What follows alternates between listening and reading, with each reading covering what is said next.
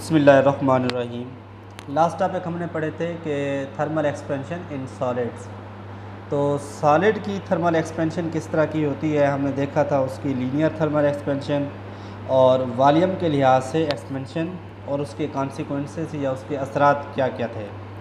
तो आज हमारा टॉपिक है कि थर्मल एक्सपेंशन ऑफ लिक्विड्स, कि जो लिक्विड्स होते हैं उनके अंदर थर्मल एक्सपेंशन हरारत की वजह से वो कैसे फैलते हैं या उनकी जिसामत, साइज़ या वॉल्यूम में कैसे इजाफ़ा होता है। तो आज हम इसके बारे में पढ़ लेंगे। तो सबसे पहले अगर हम लिक्विड के बारे में देखें कि लिक्विड हमने पढ़ा हुआ है कि हर वो चीज़ जो बह जाने वाली हो, बहने वाली हर चीज़ को हम लिक्विड का नाम देते हैं। उसमें ऑयल है, मिल्क है, पानी है, ये सारी की सारी चीज़ें लिक्विड में आ जाती हैं। तो जो लिक्विड होते हैं इनके जो मॉलिक्यूल्स होते हैं, क्योंकि इनके दरमियान फ्री स्पेस बहुत ज़्यादा होती है, तो ये आज़ादाना एक जगह से दूसरी जगह मूव कर सकते हैं। ये पहले पैराग्राफ में बताया हुआ है। इनके दरमियान फोर्स ऑफ अट्रैक्शन जो होती हैं वो बहुत कमज़ोर होती हैं सॉलिड्स के मुकाबले में। तो इस वजह से इसके जो मॉलिक्यूल्स होते हैं वो आज़ादाना मूव कर सकते हैं, वो एक दूसरे के साथ टकराते हैं। अगर इनको गर्म किया जाए, गर्म करने पर इनकी मॉलिक्यूल्स की जो मूवमेंट है और ज़्यादा तेज़ हो जाती है। ये और ज़्यादा तेज़ी के साथ एक दूसरे के साथ टकराते हैं और इनकी जो मॉलिक्यूल्स की वाइब्रेशन है उनका एम्पलीट्यूड बढ़ जाता है, मतलब उनकी वाइब्रेशन बढ़ जाती हैं, उनकी मूवमेंट बढ़ जाती हैं। तो साफ ज़ाहिर है जब वो इतना तेज़ी के साथ मूव करेंगे तो उनको और ज़्यादा जगह चाहिए, मतलब उनको मूव करने के लिए या हरकत करने के लिए, एक जगह से दूसरी जगह जाने के लिए उनको ज़्यादा जगह चाहिए। लेकिन हमने तो इसको किसी कंटेनर में, किसी बर्तन में डाला हुआ होता है, इस वजह से ये ज़्यादा मूव नहीं कर पाते। तो इस वजह से क्या करते हैं, उस कंटेनर की वॉल्स के साथ, उनकी सरफेस के साथ टकराते हैं। तो साफ ज़ाहिर है जब वो सरफेस के साथ टकराएंगे तो कुछ ना कुछ चेंज उस जो कंटेनर है उसकी सरफेस के अंदर भी आएगा, उसके अंदर कुछ ना कुछ एक्सपेंशन होगा। इसके अलावा इस पैराग्राफ में बताया हुआ है कि liquid have low definite shape of their own, कि कोई भी लिक्विड है उनकी कोई अपनी मखसूस शेप नहीं है। पानी है, मिल्क है या ऑयल है, कोई भी चीज़ उनकी कोई मखसूस शक्ल सूरत नहीं है। हम नहीं कह सकते कि लिक्विड जो है रेक्टेंगल शेप का है, स्क्वायर शेप का है या ट्रायंगल शेप का है।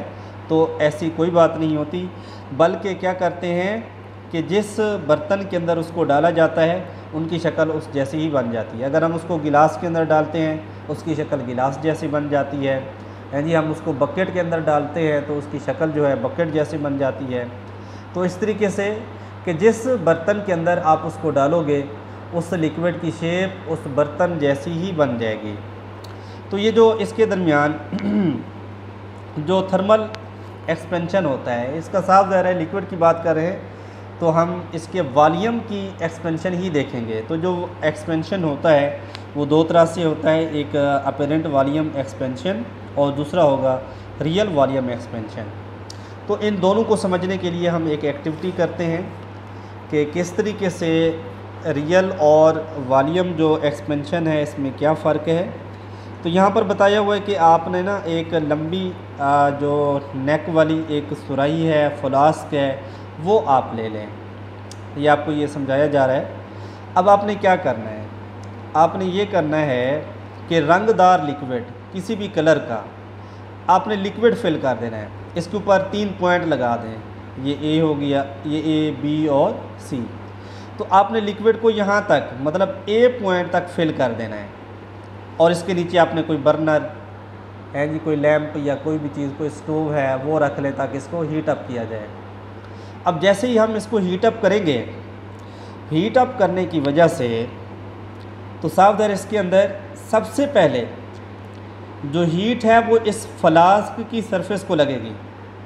अब यहाँ पर चेंज देखेंगे कि जैसे ही आपने हीट अप करना, आपने लिक्विड तो यहाँ तक फिल किया हुआ है, जैसे आप हीट करते हैं इसकी सतह नीचे गिरकर, यानी कि पानी की सतह नीचे आ जाती है और बी तक पहुँच जाती है।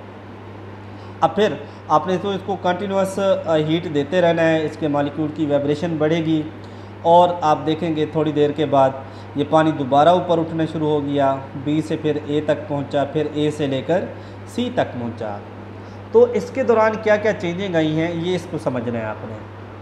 हमने कहा कि सबसे पहले कि जो हीट है वो फ्लास्क पर पहुंचेगी। फ्लास्क एक सॉलिड शेप है, सॉलिड ऑब्जेक्ट है, और सॉलिड के अंदर भी एक्सपेंशन होती है अगर उस बॉडी को गर्म किया जाए। ये हम पीछे तफसील के साथ पढ़ चुके हैं। तो सबसे पहले जो फैलाव होगा, जो एक्सपेंशन होगी, वो फ्लास्क के अंदर हो जाएगी।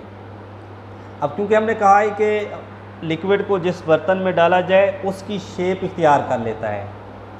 अब फ़र्ज़ करो पहले था ये 5 सेंटीमीटर का, ये फ्लास्क जो है इसकी जो लंबाई है वो 5 सेंटीमीटर की थी, यानी कि यहाँ से लेकर यहाँ तक वाला हिस्सा, ये वाला हिस्सा 5 सेंटीमीटर का था। उसके बाद क्या हुआ, जब आपने इसको एक्सपेंड किया ये थोड़ा सा बढ़ गया, यहाँ तक पहुँच गया। फ़र्ज़ करो वो 6 सेंटीमीटर तक का हो जाता है। तो साफ ज़ाहिर इसके फैलने की वजह से जो लिक्विड आपने ए तक फिल किया हुआ था ये खुल गया, तो ये क्या हो गया, ये नीचे आके गिरेगा, बी पॉइंट पर पहुँचेगा। क्योंकि आपने हीट अप करना शुरू कर देना, इसकी एक्सपेंशन ख़त्म हो जाएगी फ्लास्क की, ये एक दफ़ा फिर ऊपर उठना शुरू हो जाएगा और सी तक पहुंच जाएगा। तो ये जो चेंज आया है वो बर्तन में भी आएगा, और इसी तरीके से जो एक्सपेंशन है वो लिक्विड में भी आएगा। तो यहाँ पर जो एक्चुअल एक्सपेंशन आए वो कहते हैं actual expansion of the liquid is greater than that due to the expansion because of the glass flask. यानी कि इसकी जो असल एक्सपेंशन है ग्लास फ्लास्क की वजह से वो नीचे आ गई है।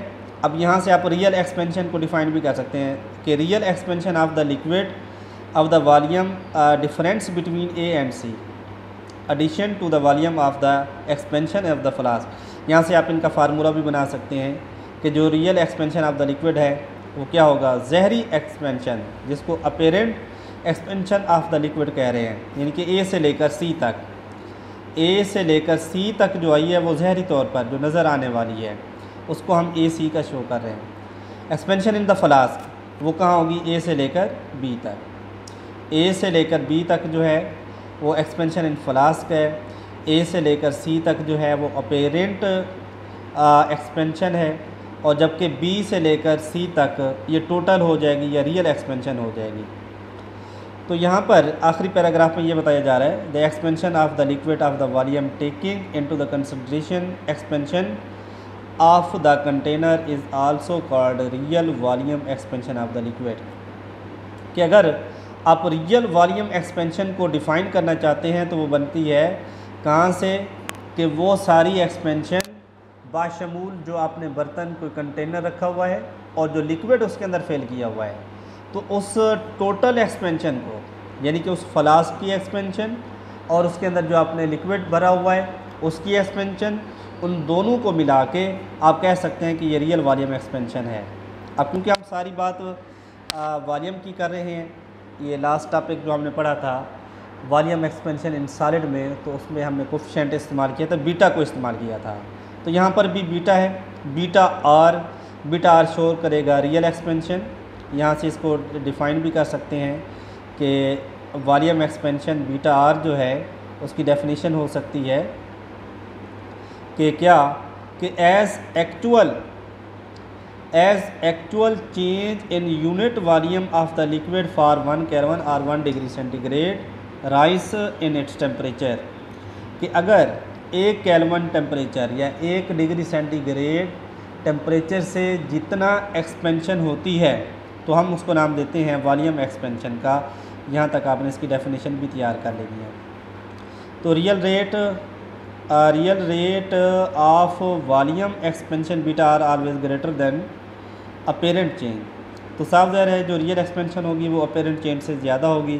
तो इनको आप नाम दे सकते हैं कि जो वॉल्यूम रियल एक्सपेंशन है तो उसको बीटा आर के साथ शो करें, जो अपेरेंट चेंज है उसको बीटा ए के साथ, और जो एक्सपेंशन इन फ्लास्क है या ग्लास है उसको बीटा जी के साथ शो करेंगे।